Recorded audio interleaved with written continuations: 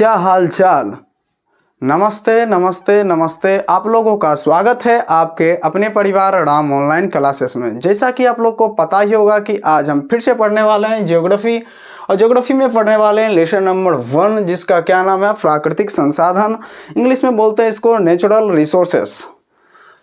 तो आप लोगों से एक रिक्वेस्ट है कि वीडियो के एंड तक बने रहें। तो चलिए शुरू करते हैं आज का लेक्चर। आज सबसे ज़्यादा इंपॉर्टेंट चीज़ हम लोग क्या क्या देखने वाले हैं, तो सबसे पहले देखने वाले हैं नेचुरल रिसोर्सेस यानी प्राकृतिक संसाधन के बारे में जानने वाले हैं। मिट्टी यानी सॉइल के बारे में पढ़ने वाले हैं, और देखने वाले हैं कि सॉइल के कितने टाइप्स होते हैं, यानी 6 प्रकार का सॉइल होते हैं। जलोढ़ मृदा, काली मृदा के बारे में जानेंगे, और साथ में इसके बारे में जलोढ़ मृदा में भी देखने वाले हैं खादर और बांगर मिट्टी में डिफरेंस को देखने वाले हैं। ठीक है, चलिए शुरू करते हैं। सबसे पहला क्या है, प्राकृतिक संसाधन। What is a natural resources किसे कहते हैं। तो प्राकृतिक संसाधन बड़ा ही आसान है मेरे भाई, वो वस्तुएं जो पृथ्वी पर प्रकृति द्वारा प्रदान की जाती है। प्रकृति मतलब आप समझ सकते हैं जो भगवान द्वारा दिया जाता है मेरे दोस्त, उसको क्या बोलूँगा, प्रकृति। यानी जो प्रकृति द्वारा दिया जाता है, वो वस्तुएं जो पृथ्वी पर प्रकृति के द्वारा प्रदान की जाती है और जो मनुष्य के लिए यूजफुल होता है, यानी मनुष्य के लिए जो उपयोगी होता है, उसी को प्राकृतिक संसाधन कहते हैं। यानी आप आम भाषा में बोल सकते हैं कि वे वस्तुएं जो पृथ्वी पर प्रकृति के द्वारा यानी भगवान के द्वारा दिया जाता है और जो मनुष्य की ज़रूरतमंद को पूरा करता है, उसी को हम प्राकृतिक संसाधन कहते हैं। यानी इंग्लिश में बोलेंगे इसे नेचुरल रिसोर्सेज कहेंगे। ठीक है, जैसे कि जल आपने तो नहीं बनाया होगा मेरे भाई, सबको पता है उसने प्रकृति की देन है, तो प्रकृति की देन है, लेकिन मानवीय आवश्यकताओं को पूरा कर रहा है कि नहीं कर रहा। बिल्कुल सर, बिल्कुल कर रहा, क्योंकि हमको पता है कि पूरे पृथ्वी पर मात्र 3% क्या है मेरे भाई, मीठा जल है। मिट्टी, जितने भी सॉइल है मेरे भाई, मिट्टी है मेरे भाई, मिट्टी भी प्रकृति के दी गई एक बोल सकते हैं चीज़ है। ठीक है, मिट्टी भी आपकी ज़रूरतों को पूरा करता है। ठीक है, यानी आप उसी पे रहते हैं मेरे भाई। हवा, एयर भी यानी ऑक्सीजन बोल सकते हैं मेरे भाई, समझ गया। और खनिज यानी जो मिनरल्स होते हैं मेरे भाई, वो पृथ्वी के नीचे होते हैं। जैसे कि समझिएगा आप कोयला हो गया मेरे भाई, और क्या होगा आपका, कोयला के साथ साथ क्या हो जाएंगे, पेट्रोलियम हो जाएंगे। समुद्र में पाए जाने वाले नमक मेरे भाई क्या हो जाएंगे, मिनरल्स का उदाहरण हो जाएगा, बोले तो खनिज का उदाहरण हो जाएगा। ठीक है, यानी बोल सकते हैं संसार का सबसे इम्पोर्टेंट चीज़ क्या है मेरे भाई, मिनरल्स है, सबको पता है। ठीक है, चलिए आगे देखते हैं कि भारत में भूमि का भौतिक स्वरूप क्या है मेरे भाई। यानी भारत में जो भूमि को कैसे कैसे बांटा गया मेरे भाई। तो टोटल ऐसे भी पता है, टोटल मान के चलिए 100% होते हैं। ठीक है, 100% में आपको देखिए, मैंने एक इमेज के द्वारा आपको समझाने का प्रयास कर रहा हूँ कि एक 100% होता है जिसमें लिखा है 43 यानी 43% पर क्या होता है मेरे दोस्त, मैदान होता है। यानी सबसे ज़्यादा यदि भूमि का विस्तार है मेरे भाई, तो वो सबसे ज़्यादा क्या मैदान है। उसके बाद 30% आपका पर्वत है मेरे दोस्त, और 27% आपका पठार है मेरे दोस्त। तो आपको पता है कि इन तीनों में सबसे ज़्यादा सघन जनसंख्या, हम बोल सकते हैं कि कहाँ पे सबसे ज़्यादा आबादी निवास करता होगा, सबको पता है सर, मैदान में, क्योंकि मैदान में ज़्यादातर लोग रहते हैं मेरे भाई। ठीक है, तो ये याद रह जाएगा कि मैदान में आपका 43% होंगे, लेकिन पर्वत और पठार में आपका डिफरेंस। तो मैं एक थोड़ा सा हिंट देता हूँ कि देखिए, पर्वत का अंतिम में तो है, तो से 3 करके आप 30 याद कर लेना मेरे भाई, और पठार के अंतिम में रो है, रो से 2 जैसा दिख रहा है मेरे भाई, तो 27 में भी ऐसा करके पकड़ लेना। ठीक है, यदि ऑप्शन में आता है तो आप आराम से वहाँ से टिक कर लीजिएगा। ठीक है, मुझे पूरा उम्मीद है कि क्योंकि मैदान एंड आपको याद रहेगा कि 43% आपका क्या होता है, मैदान होता है। और पर्वत के अंतिम में तो लिखा हुआ है, तो से 3 यानी 30 ऐसे करके याद कर लेना। पठार का रो यानी रो जो मेरा भाई ये 2 की तरह दिख रहा है, तो 27 ऐसा करके याद कर लेना मेरा भाई। ठीक है, चलिए आगे चलते हैं कि भारत में 48.83% भूमि पर कृषि की जाती है, यानी एग्रीकल्चर यानी खेती बाड़ी की जाता है मेरे भाई।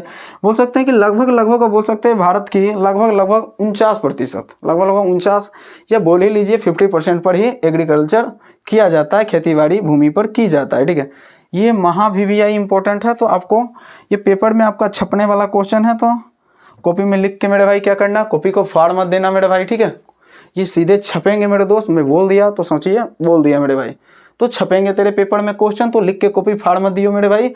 अब बोल सकते हैं कि भारत में 48.83% भूमि पर कृषि बोले तो एग्रीकल्चर किया जाता है। ठीक है, चलिए आगे बढ़ते हैं।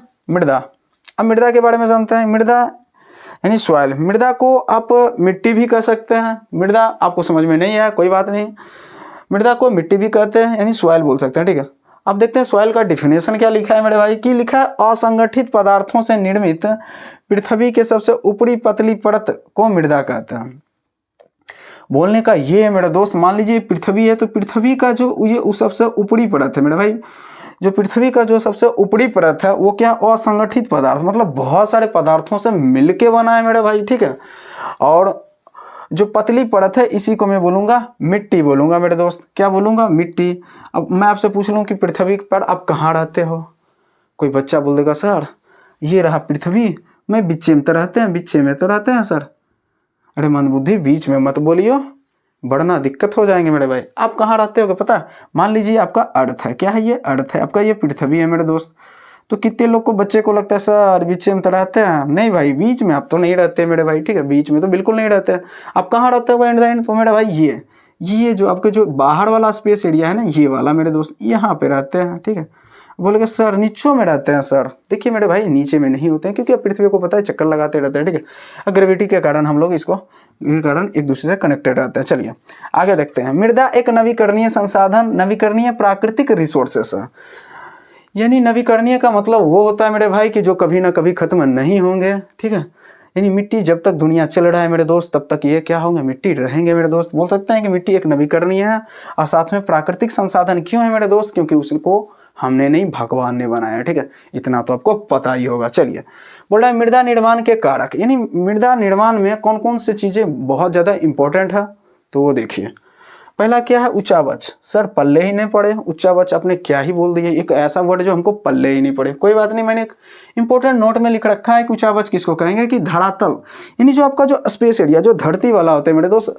बोल रहा है कि धरातल की ऊंचाई और निचाई से बनने वाले आकार को क्या बोलेंगे, आकार या आकृति को उच्चावच बोलेंगे। जिस धरातल पर आप रह रहे हो मेरे भाई, उस धरातल के ऊंचाई मतलब बहुत ज़्यादा ऊंचाई हो गया, और निचाई यानी नीचे से बनने वाले आकृति को क्या बोलूँगा, उच्चावच कहूँगा मेरे दोस्त, ठीक है। चट्टान यानी रॉक्स, आप बोल सकते हैं चट्टान बड़ा ही आसान होता है मेरे भाई चट्टान को समझना, ठीक है। यानी जो आप बोल सकते हैं कि जो पृथ्वी का जो ऊपरी परत है मेरे भाई वो क्या है, आप मिट्टी बोल रहे हो। और जो ये चट्टान है यानी पत्थरों के जो छोटे छोटे टुकड़े को, इसको बहुत ज़्यादा टुकड़े में खंडित कर दो मेरे भाई, तो इससे क्या बनेंगे, सॉइल बनेंगे, यानी मिट्टी बनेगा, ठीक है। आगे चलते हैं। आगे क्या है, जलवायु यानी क्लाइमेट। आपको पता है कि क्लाइमेट हर जगह का अलग अलग होता है मेरे दोस्त, क्योंकि हर जगह का क्लाइमेट अलग अलग होंगे, तो डेफिनेटली आप बोल सकते हैं कि हर जगह मिट्टी भी डिफरेंस का पाए जाएंगे। जरूरी नहीं है कि आप जहाँ रह रहे हो वहाँ की सॉइल और जहाँ हम हैं वहाँ का सॉइल दोनों में डिफरेंस होंगे मेरे दोस्त, ठीक है। यानी मिट्टी में डिफरेंस हो गए, क्योंकि वहाँ पर की क्लाइमेट, आपका क्लाइमेट और मेरे यहाँ का क्लाइमेट दोनों में चेंज होंगे। वनस्पति किसको बोलेंगे मेरे भाई, वनस्पति बोलते हैं पेड़ पौधा, यानी पेड़ पौधे सब जगह सब जैसे होते हैं मेरे भाई। जय पदार्थ, जय मतलब जिसमें जिंदगी हो मेरे भाई, जिसमें आपकी जान हो मेरे भाई, समझ गया। तो जैव पदार्थ मतलब जैव जिसमें जिंदगी हो मेरे भाई। समय यानी किसी भी चीज़, यानी सॉइल को बनने के लिए, मिट्टी को बनने के लिए डेफिनेटली आपको टाइम लगेगा मेरे भाई, बहुत समय लगते हैं, क्योंकि मृदा एक जटिल प्रक्रिया है मेरे भाई, इसको बनने में बहुत ज़्यादा टाइम लगते हैं, ठीक है। चलिए तो बोल सकते हैं मृदा निर्माण के कारक आपके बिहार बोर्ड में छपेंगे मेरे दोस्त। ऑब्जेक्टिव में यहाँ से लिख लो मेरे भाई, VVI क्वेश्चन। कॉपी को लिख के मेरे भाई क्या करना, कॉपी को लिख के मेरे भाई फाड़ मत दियो, आपके पेपर में यहाँ से ऑब्जेक्टिव क्वेश्चन छपेंगे मेरे दोस्त। मैं बोल दिया तो समझो बोल दिया मेरे भाई, ठीक है। चलिए आगे चलता हूँ। पूछता है भारत में मुख्य रूप से मेरे भाई 6 प्रकार की मिट्टी पाई जाती है। ऐसे मैं टोटली कंपटीशन के माध्यम से बताऊँ तो टोटली 8 प्रकार की पाई जाती है, ठीक है। लेकिन आप कंपटीशन की तैयारी तो नहीं कर रहे मेरे भाई, लेकिन आप बोर्ड के एग्जाम की तैयारी कर रहे हो, तो इसके दृष्टिकोण से मैं बोल सकता हूँ कि भारत में मुख्य रूप से 6 प्रकार की मिट्टी पाई जाती है। और 6 प्रकार की जो सॉइल पाए जाते हैं उनके नाम मैं बोल देता हूँ मेरे भाई। एक जलोढ़ मृदा बोल सकते हैं, एक काली मृदा बोल सकते हैं, एक लाल या पीली मृदा, और ये एक लेटेराइट मृदा, और 5वां है पर्वतीय मृदा, और 6ठा है मरुस्थलीय मृदा मेरे भाई, ठीक है। तो आज हम लोग 2 मिट्टी के बारे में पढ़ेंगे, जलोढ़ मृदा और काली मिट्टी के बारे में पढ़ेंगे, ठीक है। अब बाकी के 4 मृदा मैं नेक्स्ट क्लास में देखेंगे, ठीक है। चलिए तो आप लोगों से एक रिक्वेस्ट है मेरे भाई, क्या रिक्वेस्ट है, आप लोगों से एक रिक्वेस्ट है कि वीडियो को आप बहुत ज़्यादा क्या करिए मेरे भाई, शेयर कर दीजिए। यदि आपको मज़ा आ रहा है तो शेयर कर दीजिए, ठीक है। चलिए मैं पढ़ता हूँ जलोढ़ मृदा। यहाँ से पेपर में बहुत ज़्यादा आपके पेपर में छपते हैं मेरे दोस्त क्वेश्चन, तो अच्छे से सुनना और आराम से सुनना और अच्छे से याद भी करते जाना, ठीक है। चलिए बोलता है कि जलोढ़ मृदा किसको बोलते हैं मेरे भाई, जलोढ़ एक नामी वर्ड में छुपा है जल ओढ़, यानी जो जल को ओढ़ के आने वाला मृदा है ना। नहीं डेफिनेटली बोल सकते हैं मेरे भाई, जो कि नदियों द्वारा बहाकर लाए गए मिट्टी को जलोढ़ मिट्टी, जलोढ़ मृदा या मिट्टी कहते हैं, ठीक है।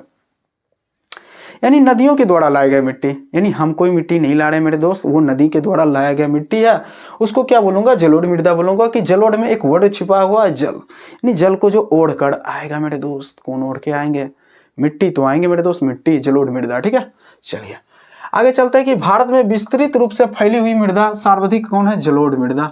पेपर में छपने वाले क्वेश्चन लिख लो मेरे दोस्त, छपेंगे 110% छपेंगे, लिख के कॉपी फाड़ देना मेरा भाई, 110% यहाँ से छपेंगे। VVI क्वेश्चन लिख के कॉपी फाड़ दो मेरे दोस्त। आपसे पूछेगा कि भारत में कौन सी ऐसी मिट्टी है जो सबसे ज्यादा भारत में विस्तार है उसका, चिल्ला चिल्ला के बोलने का मेरे दोस्त, कि चिल्ला चिल्ला के बोलने का, एक ही बात बोलने का, क्या सर जलोढ़ मिट्टी का विस्तार सबसे ज्यादा है। चलिए पूछेगा सर्वाधिक उपजाऊ मिट्टी कौन सा मेरे भाई, तो जलोढ़ मिट्टी। नहीं उपजाऊ मतलब कि कौन सा ऐसा मिट्टी है जिसमें कोई भी फसल बोएंगे बहुत ज्यादा पैदावार होगा, चिल्ला चिल्ला के बोलने का सर जलोढ़ मिट्टी, जलोढ़ मिट्टी। तो मेरे भाई ये भी क्या हो जाएगा, VVI, यानी पेपर में छपने वाला क्वेश्चन, सीधे एग्जाम में आए आप सीधे उड़ा दीजिए, ठीक है, ऑब्जेक्टिव में आएंगे मेरे दोस्त।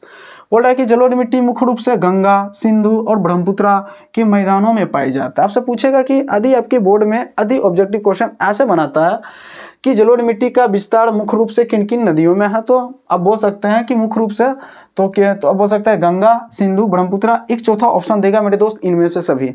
तो मे भी यहाँ से बोर्ड में छप सकते हैं या नहीं भी हो सकते मेरे भाई। तो लेकिन इंपॉर्टेंट उतना ज्यादा तो नहीं बोल सकते हैं, लेकिन फिर भी आपको क्या करना है, इसको रीड कर लेना है कि जलोढ़ मिट्टी मुख्य रूप से गंगा, सिंधु और ब्रह्मपुत्र के मैदानों में पाया जाता है। आपको इसको क्या करना है मेरे भाई, याद करना है, ठीक है। चलिए अब ये बिहार में प्रायः कौन सी मिट्टी पाई जाता है। अब बच्चों को पता है कि सर बिहार बोर्ड का एग्जाम देंगे तो बिहार से क्वेश्चन रहने की संभावना बहुत ज़्यादा है। कुछ पूछे ना पूछे बिहार बोर्ड वाला, बिहार के बारे में तो एक दो लाइन पूछ ही लेते हैं। तो मेरे भाई बिहार में कौन सी मिट्टी पाई जाती है, चिल्ला चिल्ला के याद रखना, जलोढ़ मिट्टी। VVI क्वेश्चन जो आपके पेपर में सीधे छपने वाला क्वेश्चन, लिख के कॉपी मेरे भाई फाड़ दो, ठीक है। यानी बिहार में कौन सी मिट्टी पाई जाती है, सर जलोढ़ मिट्टी पाई जाती है। हमको याद हो गया, चिल्ला चिल्ला के भी बोलिएगा तो हमको याद हो गया। आगे चलते हैं, जलोढ़ मृदा का विस्तार गुजरात, राजस्थान, पंजाब, हरियाणा, उत्तर प्रदेश, बिहार और असम इत्यादि राज्यों में पाया जाता है, ठीक है। यानी बोल सकते हैं कि जलोढ़ मिट्टी का विस्तार, अब बोलेंगे सर राजस्थान में भी जलोढ़ मिट्टी पाया जाता है, वहां तो डेजर्ट एरिया। मैं बोलता हूँ बिल्कुल पाए जाते हैं मेरे भाई, वहां के कुछ भागों में पाए जाते हैं, ठीक है। तो गुजरात, राजस्थान, पंजाब, हरियाणा, उत्तर प्रदेश, बिहार और असम में क्या पाए जाते हैं मेरे भाई, जलोढ़ मिट्टी पाए जाते हैं, ठीक है। यहाँ से पूछ सकते हैं कि जलोढ़ मिट्टी का विस्तार भारत के किन किन राज्यों में है, आपके 2 नंबर पेपर में छप सकते हैं। तो यहाँ से क्या कर लेना, VVI इंपॉर्टेंट क्वेश्चन कर लेना। यहाँ से आपके 2 नंबर पूछने के मे भी क्या चांस है ही, क्योंकि बिहार बोर्ड ने पिछले ईयर्स पूछा है तो डेफिनेटली हो सकता है कि किसी ना किसी ईयर्स यहाँ से क्वेश्चन बनने का चांसेस है मेरे भाई, ठीक है। चलिए जलोढ़ मृदा मुख्य रूप से चावल, गेहूं, चना, दलहन, गन्ना, जूट इत्यादि की फसलें उगाई जाती है। यानी जो जलोढ़ मिट्टी होता है मेरे भाई, उसमें सबसे ज्यादा चावल का खेती कर लीजिए मेरे भाई। देखिए धान बोलते नहीं मेरे भाई, हमेशा चावल ही लिखा होता है। बच्चा कंफ्यूज होता है कि सर ज्योग्राफी पढ़ रहे हैं, ज्योग्राफी में धान की जगह चावल कहाँ से आ गया सर, गेहूं की जगह आटा क्यों नहीं लिख देता मेरे भाई, समझने का, ठीक है मेरे भाई। चलिए तो चावल सबसे ज्यादा होगा मेरे भाई, गेहूं होगा, चना होगा, दलहन होगा मेरे दोस्त, गन्ना, जूट इत्यादि, ठीक है। ये सब फसलें उगाई जाएगी। यदि मैं बात कर लूँ सबसे ज्यादा चावल की खेती, सर चिल्ला चिल्ला के बोलना है सर, पश्चिम बंगाल राज्य में, भारत के पश्चिम बंगाल राज्य में होता है। और गेहूं की सबसे ज्यादा खेती आपका यूपी राज्य में होता है सर, और जूट का भी ज्यादातर सर पश्चिम बंगाल में ही होता है। और यहाँ से आपका एक VVI 2 नंबर का पेपर में छपने वाला, जो सीधे आपके बोर्ड में छपेंगे मेरे दोस्त। हर कॉम्पिटिटिव एग्जाम की बात कर लो वहां भी आते हैं मेरे दोस्त। और आपके बिहार बोर्ड का तो ये फेवरेट क्वेश्चन भी हो सकता है कि खादर और बांगर मिट्टी में क्या अंतर है। तो आपको इस क्वेश्चन को याद करने का एक निंजा टेक्निक बताता हूं मेरे भाई, अच्छे से सुन लेना, क्योंकि यहाँ पे बच्चे क्या करते हैं, अक्सर गलतियां कर देते हैं। बहुत ही बेसिक सा क्वेश्चन होता है, बच्चे गलत टिक करके आते हैं, पर आपको नहीं करना है। आपको अनदर बच्चे से थोड़ा डिफरेंस बनना है। कैसे बनना है मेरे दोस्त, तो खादर और बांगर मिट्टी में जैसे ही आपके बोर्ड में आएंगे तो ये पेपर में कैसे लिखना है, पहला ही लाइन लिखना है, खादर और बांगर मिट्टी में निम्नलिखित अंतर है मेरे दोस्त। उसके बाद एक खादर मिट्टी एक बांगर मिट्टी लिख देना है मेरे दोस्त। उसके बाद लिखना है नवीन जलोढ़ मिट्टी को खादर मिट्टी कहते हैं। खादर मतलब मेरा दोस्त खाद, आप खेतों में खाद कब डालते हो? जब मिट्टी बहुत खराब हो चुकी हो। तो खाद हर मतलब खाद यानी नया मिट्टी करने के लिए मेरे दोस्त। तो बोल सकते हैं कि नवीन मतलब नया, यानी नया मिट्टी जो होता है मेरे भाई वो खाद के समान होता है। पुरानी यानी पुरानी चीज़ आपके घर में होता है, आप क्या बोलते हैं सर बेकार हो गया, पुरानी चीज़ का क्या ही करना, फेंक दीजिए ना जाके, क्या ही कर लूँगा उसका। तो मेरे भाई पुरानी जलोढ़ मिट्टी को क्या बोलूँगा? बेकार, यानी बांगड़ मिट्टी। ऐसे याद कर लेना कि जो पुरानी चीज़ होता है मेरे भाई वो बेकार होता है, तो पुरानी जलोढ़ मिट्टी को बांगड़ मिट्टी कहते हैं। ये दोनों सीधे महाVVI ऑब्जेक्टिव क्वेश्चन है, तो पेपर में छपेंगे मेरे दोस्त। तो सीधा इसको क्या कर लेना, याद कर लेना मेरे भाई, महाVVI क्वेश्चन सीधे पेपर में छपने वाला क्वेश्चन, ठीक है। लिख के कॉपी फाड़ मत दियो मेरे भाई। चलिए आगे चलते हैं। यह मिट्टी काफी उपजाऊ होता है। देखिए नवीन जलोढ़ मिट्टी भी दो प्रकार के होते हैं मेरे भाई, एक खादर मिट्टी, एक बांगड़ मिट्टी। जो खादर मिट्टी होता है मेरे भाई वो बहुत ज्यादा उपजाऊ होता है, और जो बांगड़ मिट्टी होता है थोड़ा इससे कम उपजाऊ होता है, यानी काफी कम उपजाऊ मिट्टी होता तो है इसमें फसल, लेकिन उतने ज्यादा पैदावार नहीं होते मेरे दोस्त, समझ गए। चलिए यदि आपके पेपर में आता है खादर और बांगड़ मिट्टी में क्या अंतर है, चिल्ला चिल्ला के लिख देने का मेरे भाई, क्या कि नवीन जलोढ़ मिट्टी को खादर मिट्टी कहते हैं और पुरानी जलोढ़ मिट्टी को बांगड़ मिट्टी कहते हैं। नवीन जलोढ़ मिट्टी जो होता है बहुत ज़्यादा उपजाऊ होता है सर, और पुरानी जलोढ़ मिट्टी जो होता है वो बहुत कम उपजाऊ होता है मेरे दोस्त, ठीक है। मुझे पूरा उम्मीद है कि आपके पेपर में आएगा, तो सीधे क्या करोगे मेरे भाई, बिन देखे तो आराम से लिख ही सकते हो। बोलोगे सर बिन देखे कैसे लिख लूंगा, तो मेरे भाई उसके लिए आपको क्या करना पड़ेगा, याद करना पड़ेगा, ठीक है। चलिए अब नेक्स्ट चलते हैं मेरे भाई, पहला तो पढ़ लिया, दूसरा पढ़ते हैं मेरे दोस्त काली मिट्टी यानी ब्लैक सॉइल के बारे में पढ़ते हैं, ठीक है। काली मिट्टी आपके पेपर में भी यहाँ से बहुत ज़्यादा क्वेश्चन रहते हैं, ठीक है। क्वेश्चन क्या आपके कॉम्पिटिटिव एग्जाम में भी बहुत सारे क्वेश्चन रहते हैं। चलिए यानी ब्लैक सॉइल के बारे में पढ़ते हैं कि काली मृदा का रंग काला क्यों होता है मेरे भाई। तो काली मृदा का रंग काला टिटिनिफेरस मैग्नेटाइट के कारण होता है, कि क्योंकि इसमें एक जीवाश्म पाया जाता है टिटिनिफेरस मैग्नेटाइट। टिटिनिफेरस मैग्नेटाइट के कारण काली मिट्टी का रंग काला होता है मेरे दोस्त, क्या होता है, काला होता है, ठीक है। काली मिट्टी कपास की खेती के लिए बहुत ज़्यादा इंपॉर्टेंट होता है। सर कैसे याद करूं कि कपास की खेती के लिए बहुत ज़्यादा इंपॉर्टेंट है, और ये बहुत बार आपके एग्जाम में सीधे छपे हैं मेरे दोस्त। कॉम्पिटिटिव एग्जाम की बात करूं या बिहार बोर्ड की एग्जाम की बात करूं, 110% ये क्वेश्चन आता है। अब इसको याद करने का एक निंजा टेक्निक क्या है मेरे दोस्त, सिंपल है। कौसे काली होता है सर, कौसे कपास होता है, बच्चा को पता हो गया सर। अब नींद में भी आए ना तो इस क्वेश्चन को मैं तो आराम से उड़ा दूंगा, गारंटी तो इतना दे सकता हूँ आपको सर। तो काली मिट्टी किसकी खेती के लिए उपयुक्त है, कपास। कौसे काली कौसे कपास, कौसे काली कौसे कपास। मुझे पूरा उम्मीद है मेरे दोस्त आपको याद हो गया होगा, 110% आपको याद हो गया होगा, ठीक है। चलिए काली मृदा का दूसरा नाम, ये भी महाVVI क्वेश्चन है, रेगुड़ मृदा या फिर काली कपास मृदा भी कहते हैं, काली कपास मृदा भी कहते हैं मेरे दोस्त। तो काली मिट्टी को रेगुड़ मृदा भी कहते हैं या काली कपास मिट्टी भी कहा जाता है, ठीक है। इसको भी आप क्या करना है मेरे भाई, याद कर लेना, महाVVI क्वेश्चन, ठीक है। आपके पेपर में सीधा छपने वाला क्वेश्चन, ठीक है। लिख के कॉपी फाड़ मत दियो मेरे भाई, हमेशा ध्यान रखना। वीडियो पसंद आ रहा है तो वीडियो को लाइक करो मेरे दोस्त, और चैनल को सब्सक्राइब कर लो, और वीडियो को हो सके तो जितना हो सके मेरे दोस्त उतना शेयर कर दो, और एक अच्छा सा प्यारा सा कमेंट तो मेरे भाई लास्ट में लिख ही देना मेरे भाई। चलिए काली मृदा का सबसे अधिक विस्तार किस राज्य में होता है, चिल्ला चिल्ला के बोलना सर, महाराष्ट्र राज्य में होता है मेरे भाई, महाराष्ट्र राज्य में होता है। ये भी महाVVI क्वेश्चन पेपर में छपने वाला क्वेश्चन है कि काली मृदा ठीक है, काली मृदा होगा, ठीक है। काली मृदा का जो सबसे अधिक विस्तार है किस राज्य में है, तो आप बोल सकते हैं सर महाराष्ट्र राज्य में है। ब्लैक सॉइल का सबसे ज्यादा विस्तार महाराष्ट्र राज्य में है, ठीक है। इसको भी आप याद कर लेना। काली मृदा में मुख्य रूप से कौन सी फसल, आपने अभी तो बताया सर कौसे काली कौसे कपास होता है सर, हमको तो इतना आता है। और एक और एक्स्ट्रा याद कर लेना, गन्ना मेरे भाई, गन्ना याद कर लेना, गन्ना। और गन्ने में क्या होते हैं भाई, समझते हो तुम लोग, ठीक है। चलिए मेरे भाई ये बहुत ज्यादा लेक्चर, या बोल सकते हैं कि ये क्या था आपका पार्ट 1 था, ठीक है। पार्ट क्या था, 1 था मेरे दोस्त, ठीक है। और मैं आपका नेक्स्ट पार्ट अगले दिन लेके आऊँगा, ठीक है। तो आप लोगों से एक रिक्वेस्ट है कि आप लोग क्या करिए, वीडियो को बहुत ज़्यादा शेयर कर दीजिए, ठीक है। फिर मिलते हैं नेक्स्ट वीडियो में, तब तक के लिए अपना ख्याल रखिए। जय हिंद, जय भारत।